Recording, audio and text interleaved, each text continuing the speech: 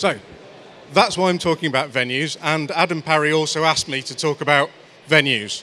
So it's kind of what Adam said, because he's the boss at this show. So what I'm going to do is I've picked some really interesting, fun ones off the platform. Spoilers, they're all on the VX platform. Other platforms are available, but the ones I like are on our platform. They're also quite impressive. So what I've done is I've picked a lot of different things to talk about. So how do we gauge success for what is a virtual environment or a virtual venue? Now, popularity is important, but it's not always a popularity contest. Now, the VX platform, I've got to put a plug in here, has an awful lot of back-end stats. So if you wander around a VX show or a VX venue, you can register or not register. So some of the ones I'll show you are registration venues. Some of them are not registration venues. They're just public access. We still track what everybody does when they're in the environment. It's just that if you registered before you go in, then we know who you are. And from an analytics point of view, you can see what each person does when they are in the venue. We plug in with lots of other registration systems. Some of them are here today as well. So from an integration point of view, I won't talk about that. I'm just going to talk about each venue and why it was successful. So, one thing I will say about a virtual venue, it's a bit like doing a physical show. If you don't promote it, it won't be very busy. So you can do the most beautiful, the most interactive, the most fantastic virtual venue in the world, and if you don't tell people it's there, then it's going to be really difficult to take your visitor numbers up. So, again, spoilers, some of these are very, very well promoted and they're very busy. Some of them aren't, so critical. Right, let's crack on. Measuring success. First thing to jump at is commercial success. Wow, which one made the most money? And I will do that one. But also, I want to talk about things that are important about a virtual venue, about realism, about interactions, about how it represents something in the real world, how it represents a visitor journey. So because time is limited, I'm going to crack on with this and show you some things. Oh, I'm going to add a last one at the end, relevance to today. And that will be a plug, and it's at the end. Right, realism. This project was one based on accessibility, strangely. The business school at Leicester University have nearly 70% of their students work remotely. So when they come on campus, they don't know where they're going, they don't feel like part of a community, they don't feel like part of a venue. So we went to Leicester University, and I'm going to play the video of the virtual version of the business unit. So every blade of grass, we didn't scan it, we took lots of photographs, but then our 3D team built this in 3D. So there's a couple of aspects here which they're particularly proud of and they've asked me to point out. One of them is when you go through the doors here, they've gone to all the effort of making sure the glass looks like very old glass. Now, from a 3D designer's point of view, this is really exciting and really important. And from my point of view, it looks nice. But the point with this one is that the reproduction of something that's real, you can either take 360 photographs of it, which are great, and they work on the platform as well. But if you put it into 3D, it means that actually the fidelity's better, the lighting's better, and it's more flexible. So you can do different things with these environments. If the environments change, it's easy to change to 3D rather than actually go photograph the whole real thing as well. So from this point of view, you've got lectures, you can go see your tutor after your lecture, you could go to the bar, because apparently people do that at universities. You can go to the cafe and things like that. So lots of interaction when you're in there, but for me, an absolutely fantastic virtual venue because it is the best fidelity. It is the closest thing to the real thing. Now, if you go to Leicester on a rainy, horrible winter's day, it won't look like this. But the virtual version always looks like it's lovely. So I like that. That's my favourite from a realism point of view. And quite often we use this as an example when people say, well, 3D looks a bit rubbish, doesn't it? It looks like a bit like an 80s computer game. Well, actually, no. If you do the CG work properly beforehand, it looks real, it feels real. So, crack on. Commercial. I said we'd do commercial. Which one made the most money? From a money point of view, I'm just going to play you this one and talk over it. So, essentially, Travis Perkins, very large organisation, multi-billion-pound turnover. They have a supplier conference. So, the management team get together in a venue, do some presentations, and then there's an exhibition hall. Now, the exhibition hall has got all their suppliers in it, and everybody wanders around the stands, and they have about 3 minutes to get around 100 stands and make interactions and buy things from stands. Now, the reason this was a commercial success is that on all the stands, we had forms where people could actually buy what that stand vendor is selling, which means everybody who was registered went in. All of the Travis Perkins people who had buying authority were allowed to buy whatever they wanted. Now, anecdotally, I haven't written down because I'm not allowed to, but I know JCB did more than £1 million worth of business in 6 hours. So in terms of, is it a commercial success? Well, that's one stand, and admittedly, it's a good one, but it's one stand out of a whole show that turned over multiple millions. So they were very, very happy about it, especially as their virtual stand was quite cheap.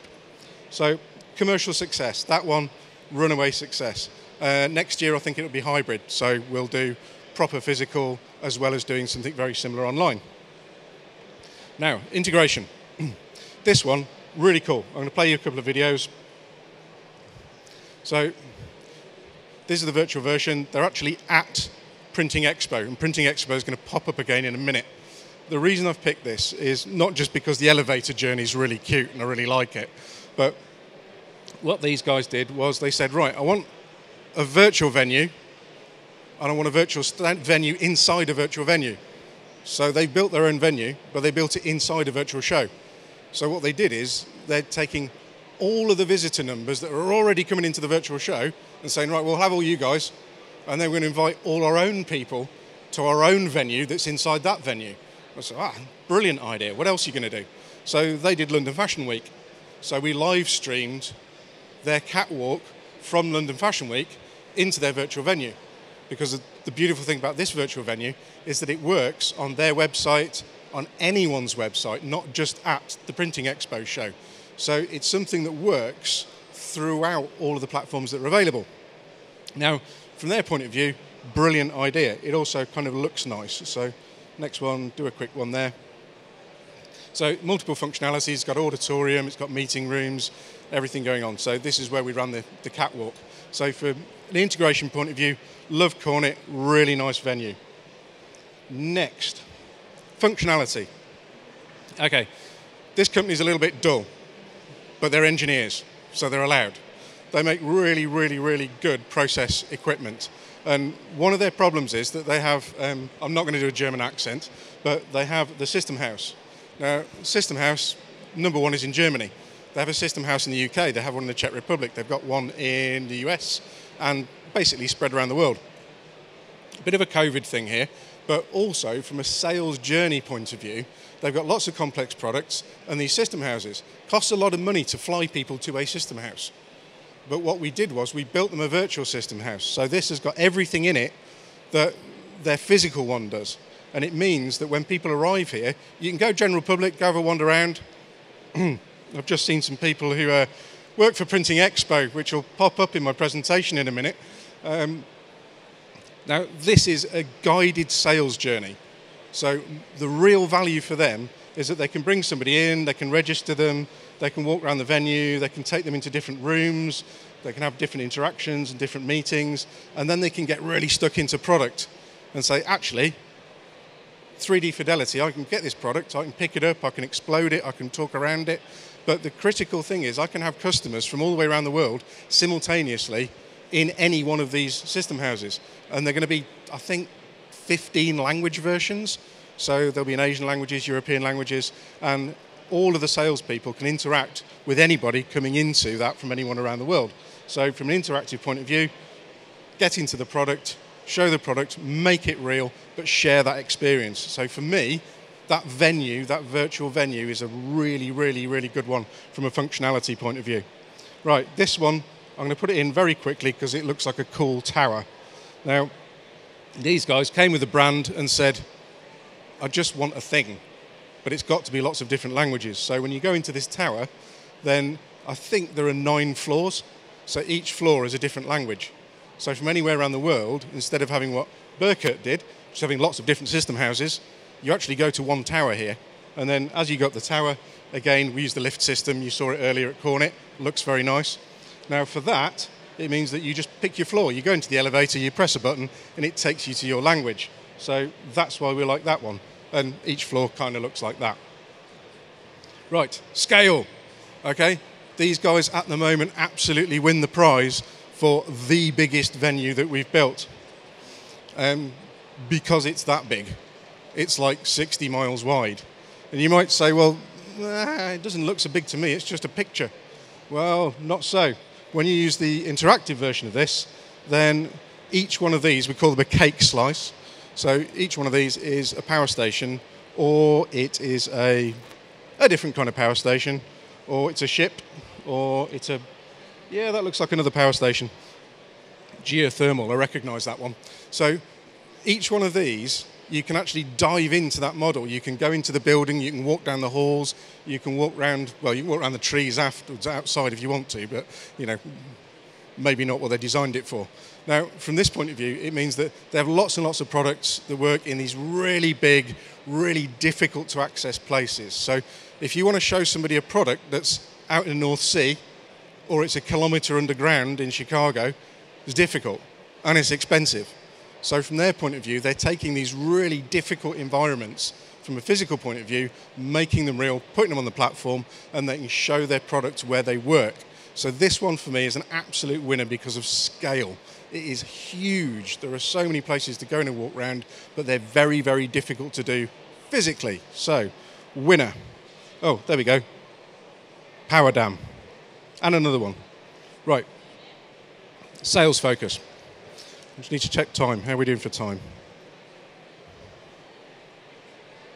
Cool. I have time. So from a sales point of view, these guys came to us and said, okay, we've got so many products. And I mean so many products. And we're like, nah, it can't be that many. And they went, nah, it's about 100,000. Wow. How thick is your catalogue?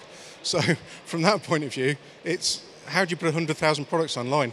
How do you make it easy to visually search for what you're looking for? Now, this might be as a customer. More often, it's actually their salespeople doing it. So they're saying, oh, okay, right, so you're in the water industry. What do you want?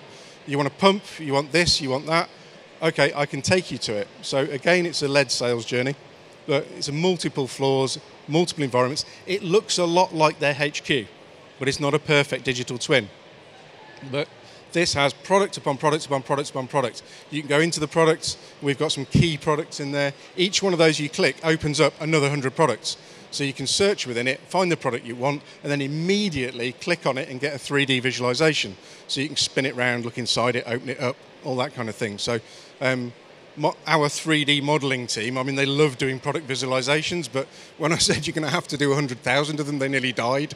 They're still going. They're nearly there. So we like this one from a sales point of view, and I like it because it has lots and lots of products in it. From the point of view of selecting what products I'm looking for and where I'm looking for, there's lots of interactive stuff inside it because big venue again, and interaction is really important when you're visiting. So, yet more of these, loads of those. Here we go. I like this one because it is, as far as I'm aware, and anyone who knows of a bigger one, do tell me, the world's largest virtual exhibition. Now, it's the world's largest virtual exhibition that is 3D, interactive, photorealistic. If you'd like to talk to the owners and the runners of the world's largest virtual exhibition, they're actually sat in the audience today. So, Chris and Wayne, you put your hand up. Hi, guys. So, a rare and privileged opportunity to talk to the guys who own and operate the world's largest virtual exhibition. So, you can walk into their exhibition hall and there are loads of massive brands, everybody from the printing industry. So what they've done from a point of view of an actual floor space is put an awful lot of stands in there.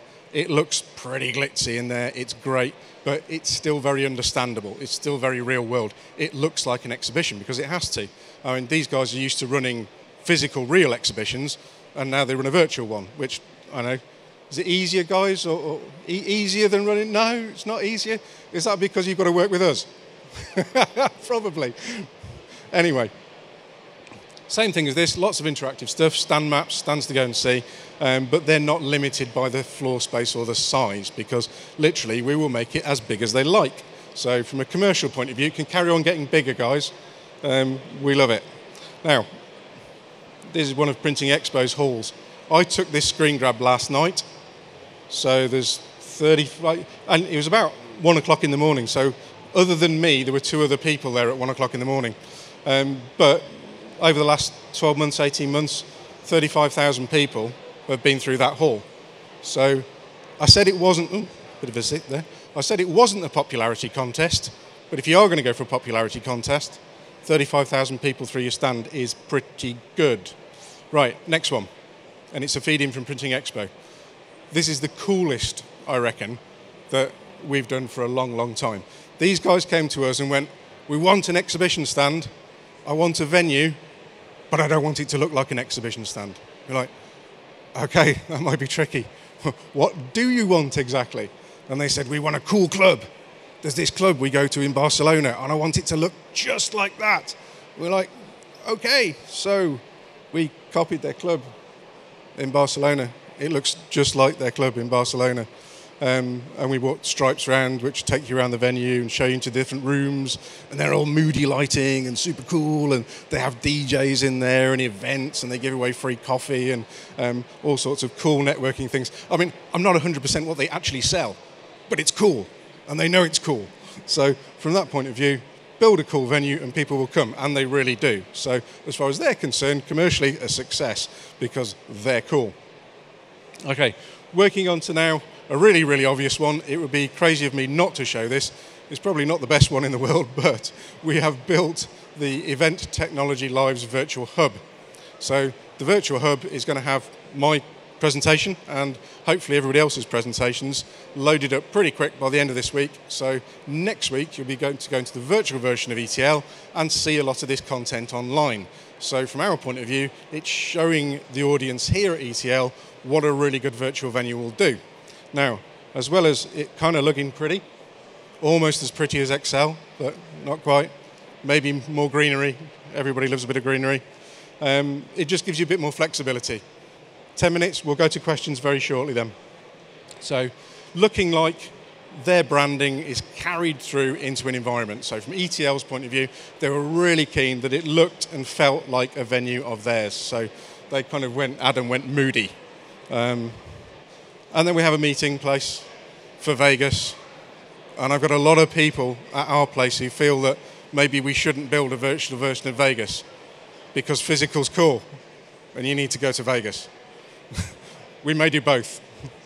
One very last one that I'll show you, and again, this is probably not the best venue in the world, but it is the digital twin of our stand at ETL. So it's just over there, D41. There's a virtual me. If you're not already sick to death of looking at me and listening to me, you can go see the digital me. It's probably more interesting. I might be thinner or better looking, I don't know. But go see the virtual one. This is static, but it's inside an environment with lots of 360. So from that point of view, that is my last venue from a digital point of view that we've built and I think has merit to show you guys. We've got a few minutes at the end just in case anybody wants any questions or there's anything on Glisser. So am I read off the screen? Right. Are you finding interesting virtual worlds? Is still trending up? And do you think we'll peak anytime soon? That's a really interesting question. It peaked during COVID, for sure. Now, what's happened is we call it the theory of the swing. So swing in interest was going towards digital pre-COVID. During COVID, it was forced out one way. So there was always going to be a reaction to that, and it comes back. Now, for us, it's kind of swung back into, whoa, let's just do physical, to now going, isn't the hybrid a good idea? So best of both worlds is definitely where it's going. And of late, yes, the interest has peaked again in digital environments. So from that point of view, I think we're back on a normal trajectory with it. Okay, question 2. Do you find that cost is the biggest factor preventing companies from implementing virtual? No. Strangely, cost is an issue, but if you've got a good platform and a flexible team, you can always build something for what somebody wants, as long as it's not like for €3. What really prevents people is an unwillingness to get their heads around it. And this can be a generational thing, it can be a personal thing, but people have seen so much change It's resistance to online. It's resistance to not another webinar. Oh, not another virtual thing. And it's getting people's heads around the fact that things like Netflix and, I don't know, Amazon and stuff like that have gone online. Online is a thing. It is the future. You can get there today, tomorrow, in 10 years' time. It doesn't matter, but it is something that's part of the future. So our biggest thing is people accepting the fact that, well, actually, it's not so scary. Let's just go and have a look at it. Let's see what it will do. Let's use the best of digital with the best of physical. Right, time. How are we doing? Have we got any more questions? We're done. Fire. Can attendees interact on these platforms? Yep. How is that done? So, number of different ways. Instant video. So we use a plugin for instant video. You can do text chat. That's really good for one-on-one. And then we've got two other platforms. One is for an experience where you've got the exhibitor and they have to be on the stand and you're kind of receiving people on the stand. So you can see that person, see their data, click on them, interact them, ask them a question, go video. And then we've separated networking and put a networking app inside kind of the meeting rooms and the general areas where people can see who's there and you can see who's wandering around and you kind of click on them and it puts your picture over their picture. And the only thing with that is that you've got to be registered, or at least you've got to tick consent to take part in that. So if you've got a completely public open environment, then you have to kind of get a bit of registration to get people to do that. But we're quite agnostic as far as different platforms and different plugins, so we'll kind of use the best for that particular one. And there's a couple of companies here that do really big registration systems where we already interact with them. So we do the kind of nice visual environment and they do all the kind of interactions, so the interactions are limited by what their platform does. So if that answers your question. Cool. Hi there, just using the JCB Travis Perkins example, you mentioned a form. Right. Oh, sorry. I can't hear you at all, so... I can maybe relay. Is it me? Oh. Can you hear me? I can hear you now. Oh, okay. Using the Travis Perkins example, Yep. you mentioned a form on each of the stands Yep. that allowed people to purchase direct. Yep. Was that a form at an event level or was that an individual form per stand? And how does like the payment gateway and thing work with that? Right, so it's an individual form per stand, and it's a form that we built that has an API that interacts with their e-commerce system. And what we did on registration, when people came in, they were categorized. So somebody has purchasing, were kind of categorized as they came in. So when they open the form would pop up and allow them to fill it in. And if they tried to buy something that was over their purchasing limit, it would stop them and message them. So it was a kind of mixture of both. But from that point of view, because we knew who was coming already, because the audience wasn't the general public, the audience was actually their buyers within the business, it was much easier to do because you go, right, you're allowed to buy things, you're allowed to buy things, you're not allowed to buy things. So from that point of view, it meant that they could just go on a form, it recognised them and went, oh, hey, yeah, you're approved up to X, fill the form in, off you go. The really interesting thing about it was that people really struggled with the live version because there was 10 people wanted to get on a tiny little booth and only 2 people on the booth, whereas obviously the form and the contact stuff renews every single time somebody came on. So some of the stands were only 3x2 booths, but they had 100 people on them simultaneously, all talking to someone. And I think that's why the revenue was quite so high, because they were able to do more transactions in a kind of really tight space. Cool. Oh. Okay, how to use Access Button? You can use PC, mobile, tablet device. There is a mobile version of it. So what we tend to do is try and look at the audience and say, right, is this audience mainly going to be on a PC? Are they mainly going to be on a tablet? Or are they mainly going to be on a phone? And then we'll either default to the PC version or we'll default to the mobile version, depending on the audience. But you can switch between the two. And it's browser driven. There's no download, there's no app. So literally, as long as whatever device you're using will use a browser, modern browser, then you're fine. Can they interact with each other? Network? That was your question. Answered. Okay, we're good? Yeah, right. Thanks everybody who stayed. Hope you enjoyed it. We're on stand D41 if you've got any more questions or you're interested in anything we do. There's a big team there. We'll sort you out. Thanks a lot.